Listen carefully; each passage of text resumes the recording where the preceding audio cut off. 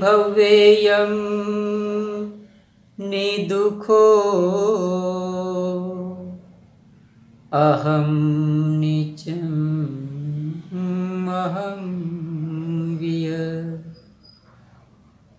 हिता च मे सुखी होन्तु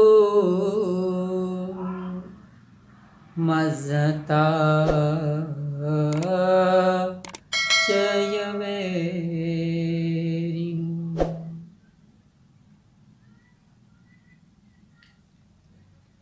सभी को जय भीम, नमो बुद्धाय।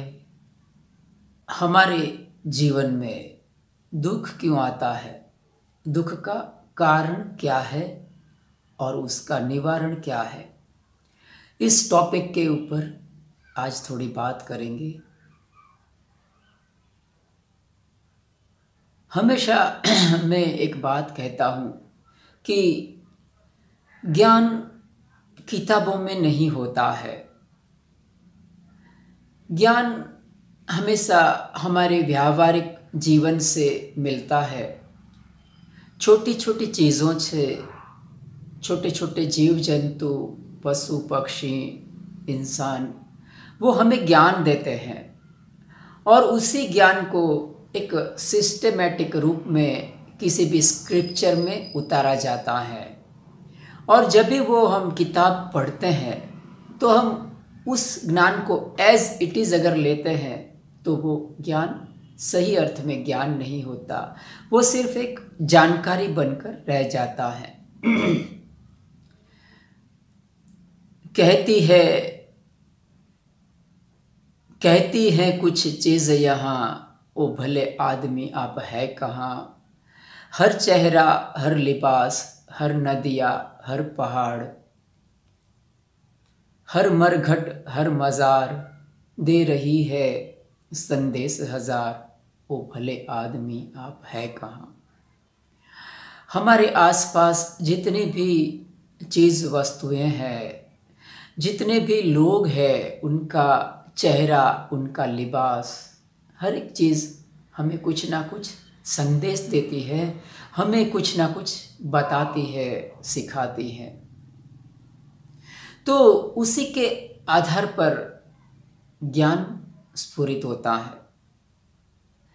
अगर हम किसी भी किताब, किसी भी स्क्रिप्चर को लेकर जब भी हम किसी को ज्ञान देते हैं, किसी को ज्ञान बांटते हैं, तो वो सही मायने से ज्ञान नहीं होता है, वो जानकारी होती है। और उसमें इंसान कुछ भी प्राप्त नहीं कर सकता है। वो सिर्फ सामने वाले के मन में एक प्रकार की इमेज हम खड़ी कर लेते हैं कि ये जो भी वक्ता है वो कितना बड़ा ज्ञानी है, कितना बड़ा लर्नेड है, विद्वान है। लेकिन दरअसल वो एक घिसी पीटी टेक्स्ट अर्थात स्क्रिप्चर में से पढ़ी सुनी सुनाई बात है, उसे श्रुत ज्ञान कहते हैं।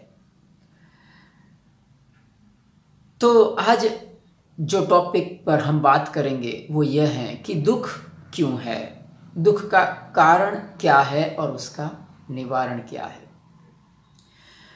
तो प्रथम जो मैं बात कुछ करूँगा वो स्क्रिप्चर से शुरू करके उसे मैं अपने व्यवहारिक रूप में बताने की कोशिश करूँगा।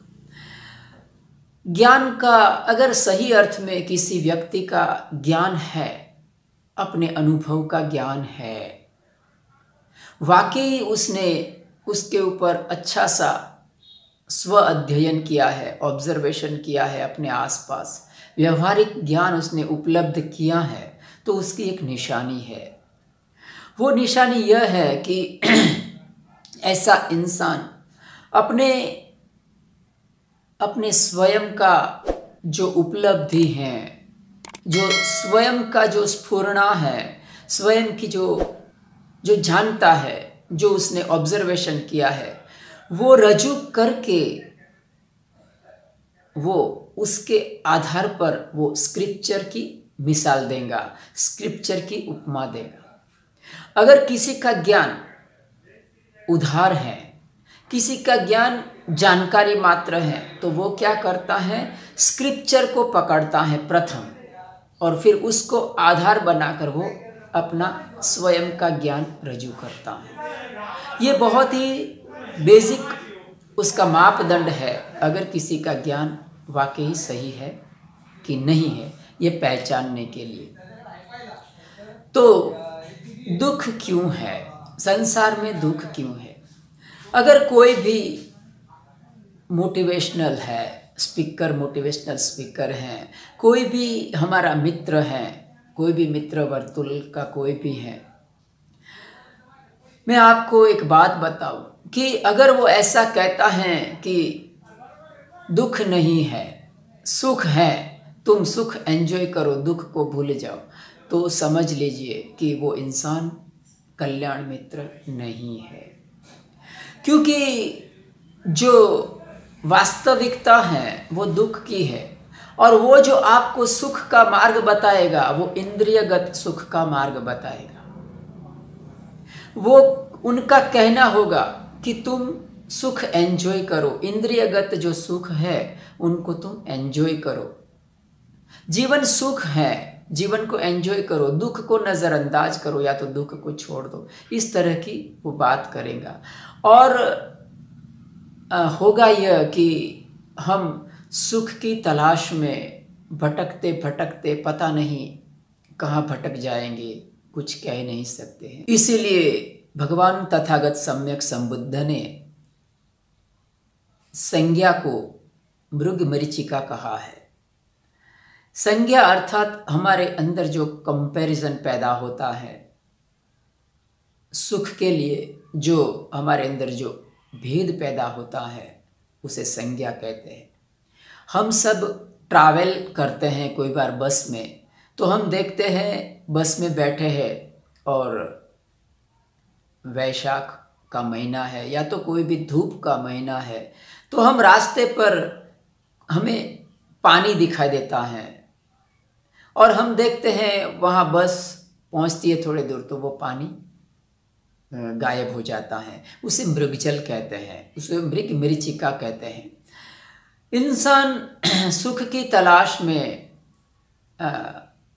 एक स्थान से दूसरे स्थान जाता है और वहाँ देखता है कि वो सुख नहीं है, उधर वो निष्फलता पाता है, फिर दूसरी जगह वो ढूंढता है, फिर तीसरी जगह ढूंढता है। उसका जो कंपैरिजन था, उसकी संज्ञा थी, उसको कहीं पर भी बेज नहीं मिलता है, उसे कहीं पर भी तृप्ति नहीं मिलती है। इसीलिए भगवान बुद्ध ने संज्ञा को मृग मरीचिका कहा है। वहाँ पहुँचते ही आप तनिक देखना, आपके हमारे जीवन में हम कोई भी एक सुख सहूलियत की कोई भी एक चीज़ हम खरीद करते हैं, परचेज करते हैं, तो आप जानकर हैरान होंगे, जैसे ही वो परचेज करके लाएंगे तो आपकी जो इच्छा है वो बिल्कुल 100% परिपूर्ण नहीं होगी। कितना भी अच्छा आप एसी ले लीजिए, कितना भी अच्छा आप फ्रिज ले लीजिए, कितना भी अच्छा आप गाड़ी बंगला ले लीजिए, लेकिन उसमें कुछ ना कुछ कमी आपको महसूस होगी और वो कमी दिन ब दिन आपको चुभेगी, आपको टॉर्चरिंग करेगी। यही मृग मरीचिका है। तो होता यह है कि इंसान सुख की तलाश में दूर जाता है, वहाँ सुख नहीं होता है, फिर और दूर जाता है, वहाँ भी नहीं होता है। तो इंसान सुख की तलाश में भटकते भटकते भटक जाता है। तो जो इंसान हमारे जीवन में कोई आता है वो हमें सुख का बात करके हमारे हथेली में अगर चांद दिखा देता है तो समझ लीजिए कि वो हमारा कल्याण मित्र नहीं है। कल्याण मित्र वो होता है कि आप जहाँ कहीं पर हो वहीं पर आपको आपकी परिस्थिति बदलने की कोशिश नहीं करेगा, वो आपकी मनोस्थिति बदलने की कोशिश करेगा। ये सही मायने से कल्याण मित्र की एक निशानी है। विषय में थोड़ा आगे बढ़ते हैं कि दुख क्यों उत्पन्न होता है। पहले हम शुरुआत को समझते हैं। हम शुरुआत हमेशा कर जाते हैं। हम जाने अनजाने में हमारी सजगता हम खो देते हैं और एक पता नहीं क्यों हम शुरुआत कर जाते हैं, और शुरुआत हमेशा बहुत ही दुखदायक साबित हो जाती है कोई बात। इसी को स्क्रिप्चर की भाषा में उपादान कहा है। उपादान का अर्थ होता है उपादान। हमने आदान प्रदान शब्द सुना है। प्रदान अर्थात किसी को देना और आदान अर्थात ग्रहण करना। उपादान, पास रह के किसी भी चीज का हम ग्रहण करते हैं तो उसे कहते हैं उपादान। हम किस तरह से ग्रहण करते हैं उसे मैं कुछ छोटे से दृष्टांत से समझाऊंगा कि कोई इंसान है, उसे कोई नशे पते की आदत हो गई, तो वो आदत की जब शुरुआत होती है, जब भी वो शुरू करता है तो उसे उपादान कहते हैं। उसने ग्रहण किया, उसके लिए वो नई बात थी। शुरुआत में जब भी वो ग्रहण करता है तो वो ग्रहण करने में उसे तकलीफ होती है, वो ग्रहण नहीं कर पाता है, लेकिन फिर भी वो कोशिश करता है और वो ग्रहण करने में उसे तकलीफ होने के बावजूद भी वो बहुत मशक्कत करके उसमें वो गला डूब हो जाता है। फिर वो एक बहुत गहरा संस्कार बन जाता है। अभी होता यह है कि ये जो संस्कार बन गया है वो एक ऑटोमेशन बन जाता है, एक ऑटोमेशन बन जाता है। जैसे कि कोई इंसान को शराब पीने की आदत पड़ गई, तो वो होता यह है कि वो शुरुआत में जब भी उनने शुरुआत किया था तो वो उपादान था। फिर दूसरी बार पिएगा, वो तीसरी बार पिएगा, चौथी बार पिएगा। धीरे धीरे धीरे धीरे उसका जो होश है, उसकी जो सजगता है, उसकी जो जागृति है शराब पीने के ऊपर वो चली जाती है।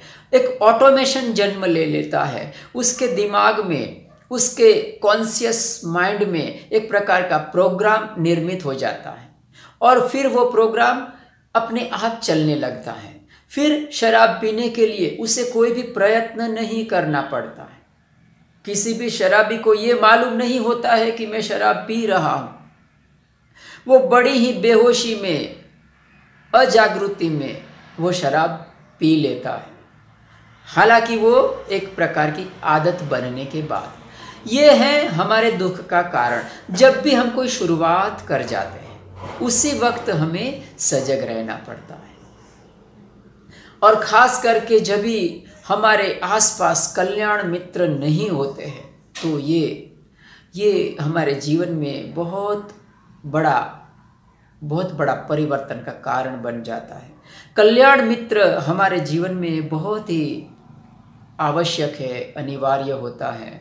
कल्याण मित्र आपके जीवन की परिस्थिति को बदलने की चेष्टा नहीं करेगा, वो आपकी मनोस्थिति बदलने की कोशिश करेगा, तो वो कल्याण मित्र कहा जाता है।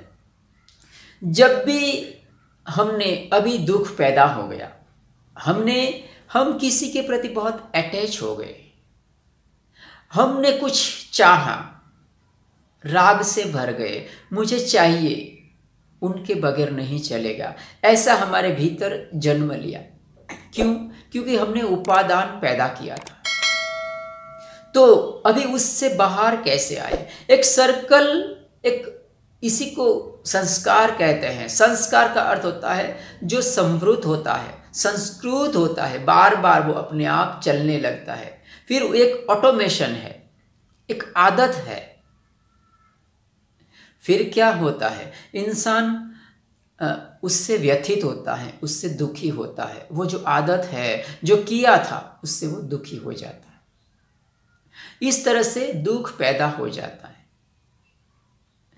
हम देखते हैं परिवार में, कुछ समय पहले यहाँ एक बहन आए थे, उन्होंने अपने परिवार का बताया। मैं बोला कि आप कैसा, अपने परिवार में कैसा है, कि सुख है क्या? तो वो कहा कि बेटा कुछ मैं जैसा चाहती हूँ वैसा नहीं करता है, हमारी बेटी जैसा चाहती हूँ वैसा नहीं करती है। तो ये एक पारिवारिक समस्या, हर परिवार में ये समस्या होती है।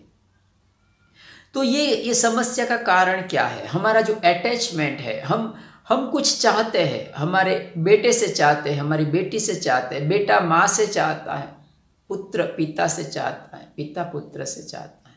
हमारी जो चाह है, हमारा क्रेविंग है कि मेरा बेटा जो जैसा मैं कहता हूँ वैसा ही करे, मेरा पिताजी जैसा मैं कहता हूँ वैसा ही करे। ये जो हमारा क्रेविंग एंड एवर्शन है वही हमारे दुख का कारण बनता है। क्रेविंग एवर्शन मूलभूत कारण नहीं है। क्रेविंग और एवर्शन यानी राग और द्वेष के कारण हमारे भीतर एक प्रकार का अपेक्षा जन्म लेती है, एक प्रकार की इच्छा जन्म लेती है जो कि जरूरियात को दबा देती है। हम जरूरियात को ज़्यादा प्राधान्य नहीं देते, हमें इच्छा चाहिए। हम इच्छा की पूर्ति के लिए हम बेटे के प्रति, बेटी के प्रति, माता पिता किसी के भी प्रति हम ज़्यादा से ज़्यादा अपेक्षा से भर जाते हैं। ये जो अपेक्षा है वो दुख का कारण बनती है। तो ये दुख का मूलभूत कारण है। अभी उसका निवारण के लिए क्या उपाय कर सकते हैं उसे मैं बताता हूँ, आप ध्यान से सुनिएगा। पहले तो मैं जो उपाय बता रहा हूँ कि अगर इंसान सही सही समझ पैदा कर लेता है तो वो सुखी होगा। इंसान को एक यंत्र मानव की तरह बरतना पड़ेगा। इंसान को थोड़ा मोटी चमड़ी का बनना पड़ेगा। कौन क्या करता है क्या नहीं करता सब छोड़ दो। कुछ उम्र हो जाने के बाद सब छोड़ दो। किसी के प्रति ज़्यादा लगाव मत रखिए। ये सिर्फ उपदेश देने की बात नहीं है। ये रूम में कोई पंछी आ गया है और वो इधर उधर घूम रहा है।